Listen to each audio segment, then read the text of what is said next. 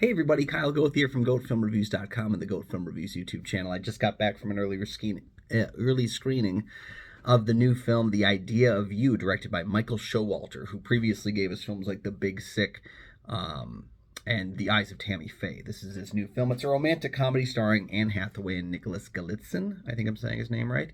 Hathaway plays a 40-year-old single mother who ends up in a relationship with a 24-year-old lead singer of a boy band.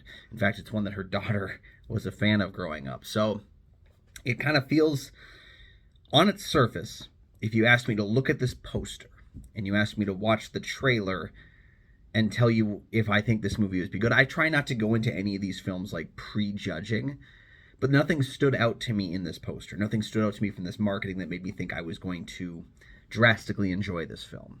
And I did quite enjoy the film. It's a play off of that kind of older cliche of the older man meets the younger woman who changes his life.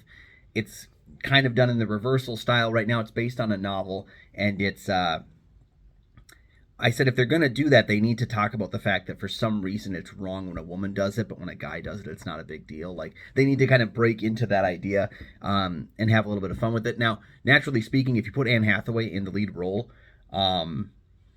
it's hard not to fall in love with her. So, but initially, like, seeing the film, I don't know much about Nicholas Galitzin's acting. I don't think I've seen anything he's in, or I can't really pull anything out of my head out of stuff I've seen him in. He has tremendous chemistry with her, and I think that's the major standout with the film, is it does fall on a number of traditional rom-com elements, but the film is better than it has any right to be, because it has really great chemistry, two solid lead performances, Michael Showalter's co-screenplay that he wrote, and the directing that he does elevates the material by never forgetting that we're still supposed to be having fun within all this. So it never gets too dour. It never gets too serious, where one overtakes the other. This is a rom-com, and I find that rom-coms tend to struggle with the idea of, are we focusing too much on the rom or on the com? Are we forgetting the rom or the com?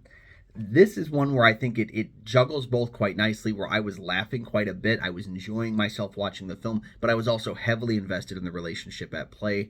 The one major takeaway from the film is I wish that they had gone further into their relationship, because they want to deal with so many elements of what happens when you start dating a pop star. That becomes the focus during the second half of the film, is the struggle of trying to keep everything together during that.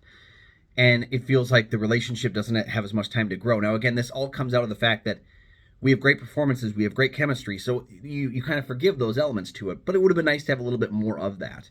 But I particularly liked how the film sets up early on in the film how it's just okay that her ex-husband is kind of doing the same thing. But the moment that it becomes clear that she's in a relationship with a younger man, it becomes a problem for everybody. But I also like the fact that she's keeping these secrets from people in her life that don't have a problem with it, because she is just so ashamed of what people would think. And I think there's a lot of, I just watched Notting Hill for the first time a couple of weeks ago, and I was thinking a lot about Notting Hill while I was watching this film, because it has to do with that similar kind of thing of not the relationship difference, but the dating someone super famous, falling in love with someone who is so famous that you will be judged forever just based on that interaction. And so I liked a lot of what was at play there. Again, nothing really new. This is not reinventing the wheel of any rom-com standards, but it's showing that it's not exactly the originality of the story, but sometimes it's just about how you tell it, the people that you have with you telling your story. Would the movie have worked with two other actors? Potentially, but I think it works very well with the two that they have. Would the film have worked without Michael Showalter's writing and directing?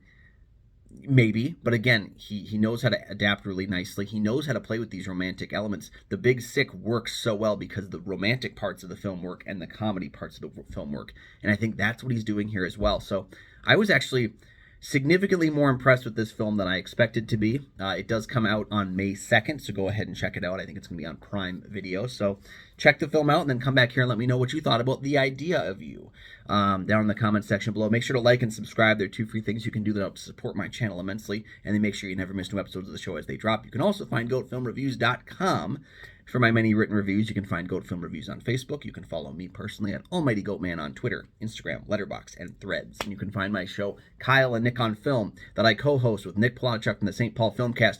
We have new episodes of that show every single week. Everything I just mentioned, it's in the description for this video, so go ahead and check it out, and we'll see you next time.